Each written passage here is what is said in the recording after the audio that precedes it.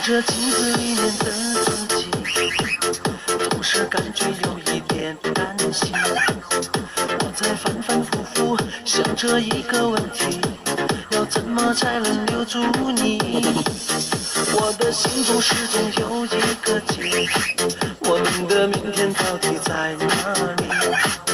我在你的心里到底什么区域，让我常常从梦中惊醒？你爱的是我还是你自己？始终对我若即若离。